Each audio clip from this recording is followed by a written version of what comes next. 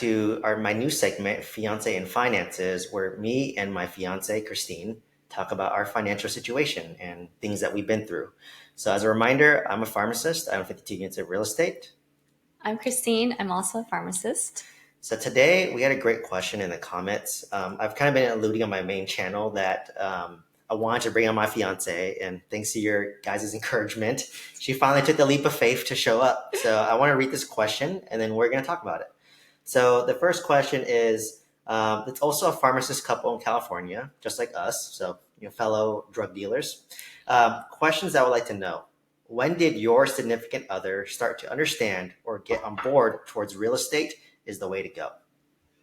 So I think in general, talking about finances as a couple is extremely hard to do. I know a lot of friends and family who have a lot of difficulties talking about it, even as married couples. So I think how we went about it is one of our first conversations was actually Stephen talking about opening up a Vanguard account with me or him helping me set up a Vanguard account because I didn't really know about investing. And at my current work, at that work, I could only invest like 5% of my paycheck into a 401k. And that was not much to go about. So I wanted to look at other options. And Stephen was one of the most useful resources I had at the time because at 22, what peers really know about investing and real estate? So I knew that Stephen was going to the library every weekend to learn about more about personal finances and investing and retirement. So I used him and I wanted to learn more about it, and he was very, really willing to share. Yeah, and to kind of set the stage, because I know people are going to ask, but we both didn't come from money, but we didn't come up in poverty either. I would say I grew up probably upper middle class in the Bay Area, and I think Christine was probably middle Middle class, upper middle class. class as well. In my family, both my mom and dad did work, and then Christine, you can share about your family. Yeah, so my dad, he had his own business as a flavor chemist, and my mom was a stay-at-home mom. So seeing that kind of like family like setup, like I saw that my mom would rely on my dad a lot for like money, like paying my like piano lessons and various lessons. So I thought that was just kind of like the typical setup where we just like rely on one the man of the house to take care of the whole family. But when I got into the work field, I was like, oh, I like being independent. So I wanted to create my own investment strategies and retirement savings account so that I can plan for the future as well. Yeah, so as you guys can see, we basically grew up middle class, and all our parents really taught us, which is still good, is to basically live humbly and to be frugal and then to save money, right? So that's as far as you can get. None of my parents really did real estate besides own their own home, and maybe they might have traded up to a bigger home and maybe rented out the last home that they were living in. That's as far as like maybe my family got. And Same yeah, here. and probably I think same with Christine too, where just having your own home, which they still live in, right? Like Christine's parents still live in the same home. My parents still live in the same home that I grew up in, and that's kind of the American dream: is you have a stable job, you get a pension if you're lucky, and you'll have a paid off house when you're like in your 60s, right? Our parents are immigrants here, so that's all they knew, and it's not right or wrong, but they just didn't really know much about investing. So I think one thing that really helped with us talking about finances was that Steven is so transparent about basically everything. And one of the most transparent things that he loves talking about is finances. And that's how we got into it. It's kind of just a daily talks that happen on a daily basis on our weekly date nights that we would just talk about finances and how we're going to budget and save for retirement for the future. And in the beginning, when we first started dating, that did make me a little uncomfortable because I just never really had any like role models about finances. And the people I dated in the past didn't want to talk about money. It's just kind of like a taboo subject. But with Steven, it's like really easy to talk to him about basically everything. And we had a lot of like car issues in the beginning as well.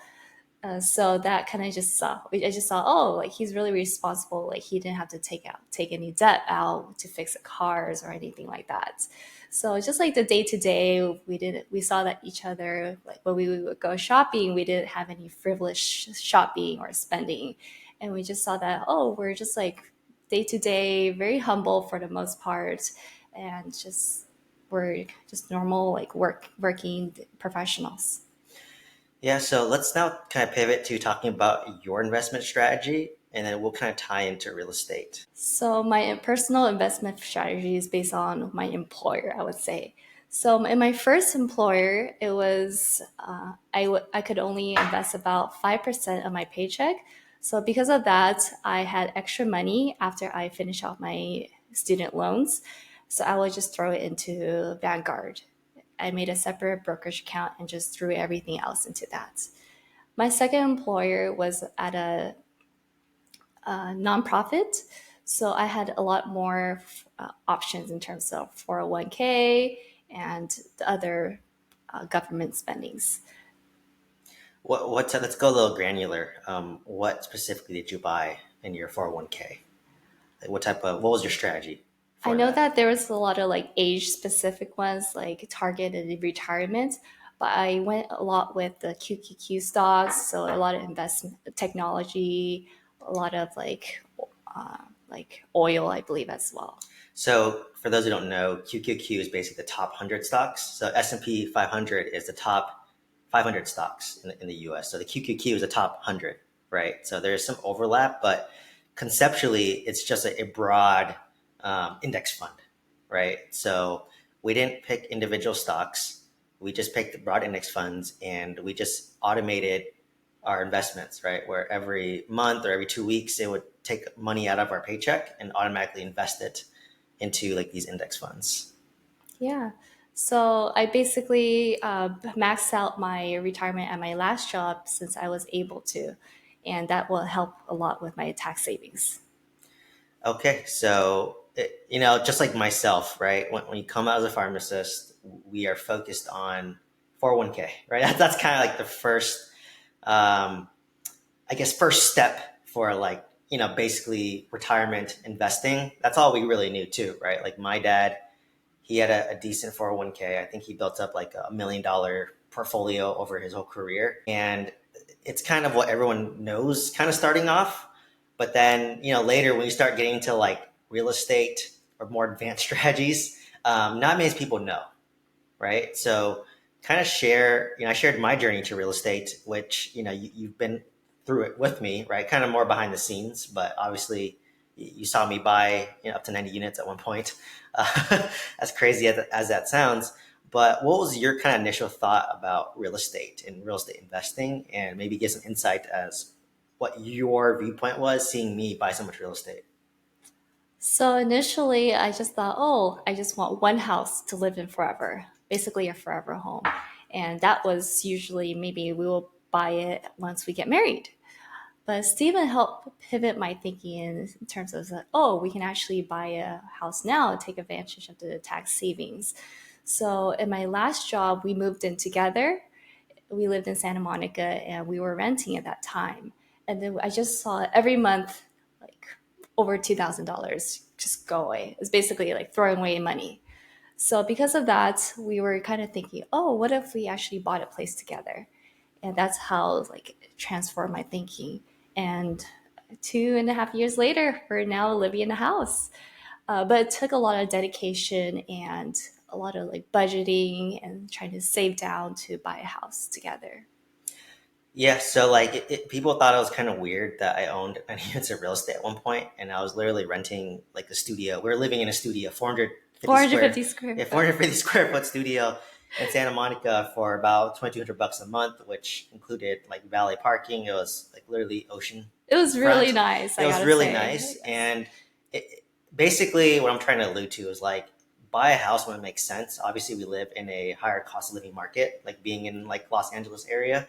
Um, so obviously renting average rent's about $2,500, but once you buy a house, like for example, our primary residence now that we live in, our all-in cost is $7,500, which is like 3x the cost. So it's perfectly fine to be able to rent but you still can invest on the side, right? So, but it was kind of interesting how I owned so much real estate, but I was like renting a small studio by the ocean side. But what I kind of want to get into is, obviously, I think in the beginning of our relationship, probably the first year, I was really heavy into the FIRE movement, right? The financial independence, retire early. And I was aggressively trying to retire by 35, 34 now, with $20,000 a month in passive income. And it was kind of fueled by me getting laid off, like during COVID, Yeah, right? at that As a time I just pharmacist. thought like he Yeah. was crazy. Why would you throw away like a perfectly good income just to like live, just to retire? I mean, there's nothing wrong with retiring early, but it's like just thinking about like long term. What if like there's like if like money, what money issues? What if you something happens? Where are you gonna get the money if you retire early? Will you have enough budgeted? Yeah, and then kind of share like some of your thoughts about me because obviously I was probably the only person you knew that owned. I mean, by the time we started dating, I owned I think like three or four single family homes already, right? And then obviously when we started dating during COVID, I scaled massively. I bought like 80 units in 8 months. Um, you know, in between jobs, right? Essentially, kind of share that. Like, what was your viewpoint on my journey of that?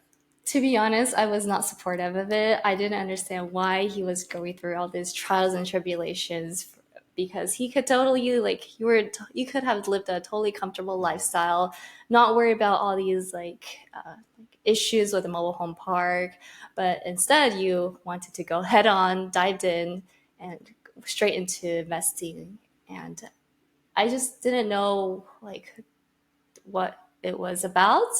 And because I didn't know and understand, I think that because of that, I just like opposed of it.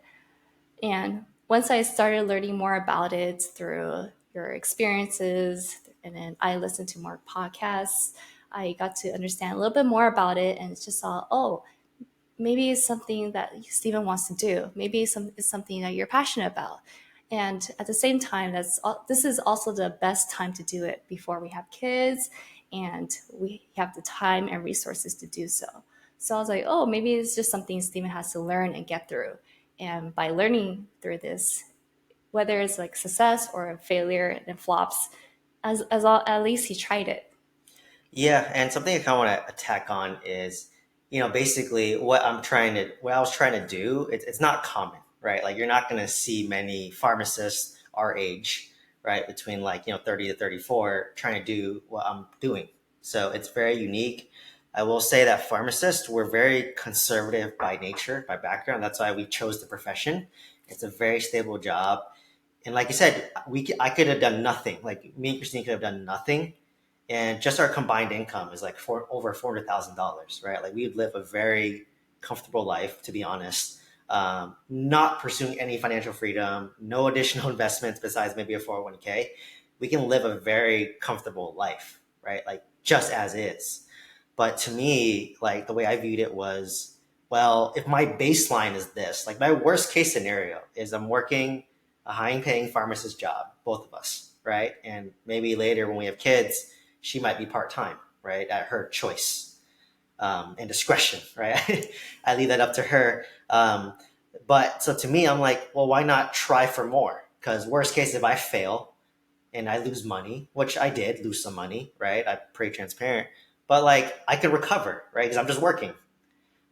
Versus like I feel like I would regret not trying at all, right? Like, I just kind of took it conservative. And then when I had kids, obviously, once you have kids, you cannot be as aggressive, right? I'm not going to like buy a mobile home park in Selma, Alabama, right? And dump in like $500,000 into it, right? I wouldn't be as aggressive. Um, so for me, it was just like, this is my only opportunity to take the swing. And if I miss, well, then I just continue working. If I hit, then, at that point, I really set myself up for financial freedom and early retirement and giving options where, maybe we're both part-time one day, or maybe she's retired full-time and I'm part-time or full-time. Like whatever that looks like, it just gives us the optionality to choose to work or not work. But, for me, like at least what I thought was like, because I was like continuously, I was always self-educating myself. Like I listened to a lot of podcasts every day, like on like 2x speed, which was like hella annoying for Christine. It was too much. Yeah, looking back, it was a little crazy, but I would like listen to this and like I was like drinking the financial freedom Kool-Aid, right? Like I'll be honest, like I was like, it's screw work. I want to buy real estate, retire, and but obviously as I went through my journey, I got a little humbled and getting a little more clarity. But then Christine kind of saw a lot as well, right? Like I remember we got in a huge argument, and Christine can see her side was like, she's just like, oh, I just kind of want you to be normal, right? Yeah. Like she just wants me to be normal, which by normal she means like just Work a working. W-2 Yeah, job. Like, yeah, why invest on the side? yeah. Just work a W-2 job. You'll live comfortably. You'll live very like stress free, right? And Christine is optimized towards peace, Comfort. comfort, right, and stability. That's her what she wants, which makes sense, right? That's most pharmacists. And then it's like, why is this guy so unstable? And it's kind of like a little bit of a turnoff, right? Because and you can share your side, but like it's just like, yeah, just share like what your thought was and what I was doing. Yeah, Yeah. I just thought everything was unnecessary. I didn't know anyone that was like buying like multiple houses or mobile home park. I didn't even know what a mobile home park before I met you, to be honest. And then basically whatever I didn't understand, I would just say no to. Life insurance, real estate, mobile home park. The only new thing I basically knew was working a job and paying or investing on the side in terms of like 401k or doing a little bit of Vanguard. Nothing else. Yeah, so that's the challenge, right? Like when you want to build wealth, like you and your partner have to be like on the same page, or it's gonna create a lot of stress, right? Because Yeah. obviously, like we were just dating for like a year to 2 years, and I was just going all in. Like I was ignoring all noise and just like cover my ears, just look forward and buy more real estate, right? That's why I bought so much. And what's even crazy is like I think after 90 units, I had another RV park under Oh contract yeah, that's right. that I ended up not buying, but like that's how like crazy I was going, right? Yeah, And but now in yeah, hindsight, I'm glad it happened. I'm glad you went through all those trials and yeah, tribulations. It definitely put our relationship on, it made it very uneasy at times, but because of that, we went through the difficult conversations. Yeah. yeah. Like I felt like we were able to hash out like a lot of the money talks because obviously I was buying a bunch of real estate, and the mobile home park was so cash flow negative, and I can talk about another episode, but that's when I kind of hit rock bottom, right? And then Christine can share her perspective. But yeah, it really tests our relationship. So it kind of like, yes, in hindsight, it was great, right? For us and for me, like I learned a lot about myself, about what I want to do, and it gave me clarity. So, anyways, sorry for this huge side tangent rant, but we just kind of wanted to share kind of our view on investing, what our initial viewpoint was, and then how we kind of dived into real estate. And then we're gonna have some more videos talking about other topics. If you have any questions for us, let us know. We will answer it as transparently as we can. And if you're interested in joining the multifamily mentorship program and you want some guidance, consider check out the link down below. Otherwise, please like, comment, subscribe, and I hope to see you in the next one. Thank you so much. Thank you.